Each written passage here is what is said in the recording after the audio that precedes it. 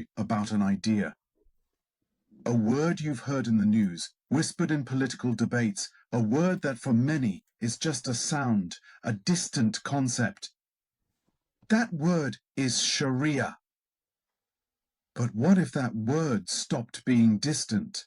What if it wasn't something that just happened in Iran or Afghanistan, but right here, in South African homes and courtrooms?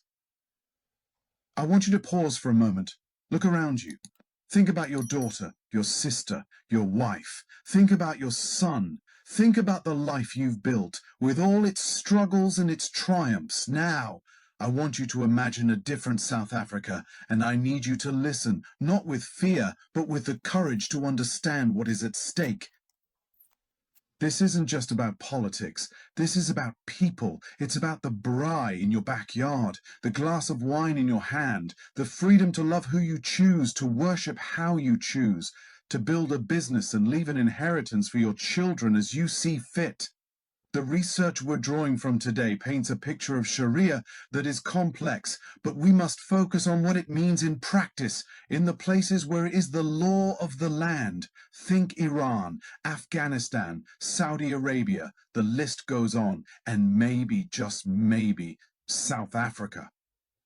So, let's strip away the academic language and talk plainly. Sharia, in its fully implemented form, is not just a personal moral code. It becomes the state's legal system, and its sources are divine texts from 7th century Arabia, the Quran and the Hadith, the sayings and actions of the Prophet Muhammad, compiled years after his death, like a long game of telephone across the centuries.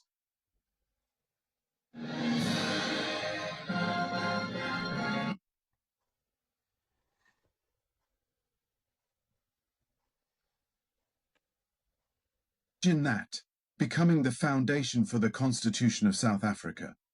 Imagine scholarly interpretations of these ancient texts overriding our hard-won Bill of Rights. Let's get specific. Let's talk about your family. Under Sharia-based family law, your daughter's legal testimony in a court of law could be considered worth half that of a man's. Think about that. A case of assault, a business dispute. Her word literally halved in value because of her gender. Inheritance? That house your parents worked their whole lives for? Under these rules, a son would inherit a share equal to that of 2 daughters. It's justified by the man's financial responsibility, but is that the future you want for your girls? To be institutionally diminished before they even begin? And for our women, the impact is profound. The concept of marital rape, a hard-fought legal victory for women's dignity, may not exist. Why? Because consent is seen as a perpetual part of the marriage contract. A husband, according to some interpretations, is permitted to discipline his wife for disobedience. Let that sink in. We're talking about a legal framework that could sanction the physical chastisement of women within marriage. And the marriage itself? Following the example of the Prophet, some schools of Sharia law allow for child marriage. The protection of our children, the absolute sanctity of childhood, could be reinterpreted through a lens we simply cannot recognize. And then there are the punishments, the hudud. The ones we see on the news and shake our heads at, thinking that could never be us. Theft, amputation of the hand, not in some barbaric dark age, but in modern nations that enforce this code. It's there. Adultery?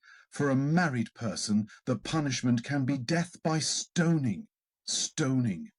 A brutal, agonizing death in a public square. The standard of evidence is high. 4 male eyewitnesses to the act itself, making it rare, but the law itself, the law holds that possibility. It hangs in the air. And perhaps one of the most chilling aspects for a nation built on freedom of conscience, the crime of apostasy, leaving the faith. In several countries that fully implement Sharia, the punishment for turning away from Islam is death. Death for a change of heart, death for a personal belief. This stands in direct, violent opposition to our constitutional right to freedom of religion, to freedom of thought. Imagine a South Africa where your neighbor, your colleague, your friend could face a death sentence for their private spiritual journey. This isn't a hypothetical. It is the reality for millions living under these systems right now. Now, you might be thinking, this is alarmist. This could never happen here. And I hear you. Our democracy is strong. But ideas have power. And we must look at the global landscape with clear eyes. There is a dangerous, confusing alliance forming in the world. An alliance between radical Islamists and factions of the far left in the West. It's a paradox that should shock every South African who believes in equality and freedom. How can those who champion women's rights and personal liberty find common cause with regimes that systematically oppress women, that deny basic freedoms? We saw it during the Woman, Life, Freedom protests in Iran. Brave women burning their headscarves, demanding the very freedoms we hold dear. And yet, the voices of support from certain quarters were muted, hesitant. Conversely, we see open support for regimes like Iran's from the same groups that protest for social justice here in South Africa. This is a historical pattern. Look at the 1979 Iranian Revolution. The Islamists and the leftists joined hands to topple the Shah. And what happened once the Shah was gone?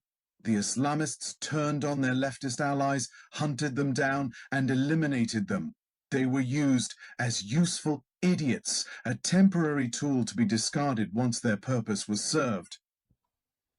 This is the game, and it is being played on a global chessboard, with the lives and freedoms of ordinary people as the pieces. We in South Africa, with our complex history and our fragile, beautiful democracy, cannot afford to be naive.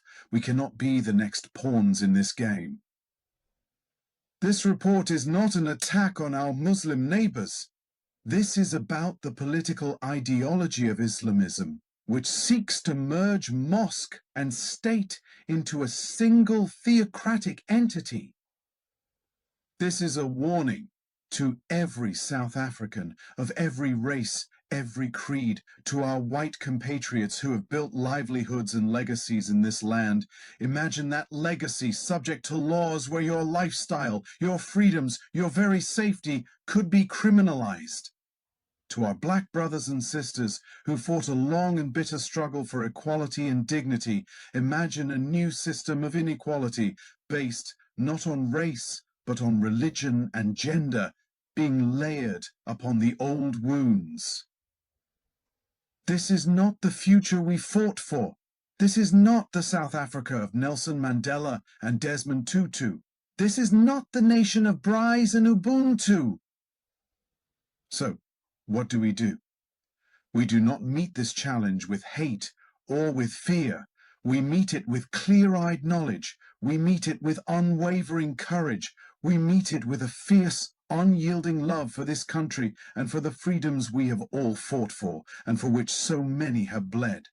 Together, we must never, ever let go of this nation we call home. Let us be unequivocal. Sharia law has no place in South Africa. This is a moment that demands we lay down all our differences of every form, color, race, gender, and political ideology to form a united front.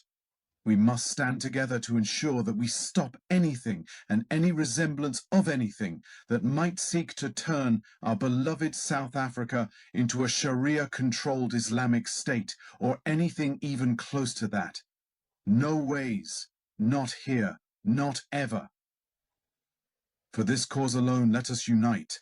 Let us be vigilant and snip this threat in the bud right now, in this moment. For a stitch in time saves 9. Let us protect our future together. We start by sharing this video. We start by talking about this openly and honestly around the dinner table, in the taxi, on the factory floor. We cannot be silent. We must look at the world and see it for what it is, not for what we wish it to be. Your voice matters. Your understanding is our first and greatest defense. If this report has stirred something in you, if you feel that flicker of conviction that I am asking you to act, please like this video. It tells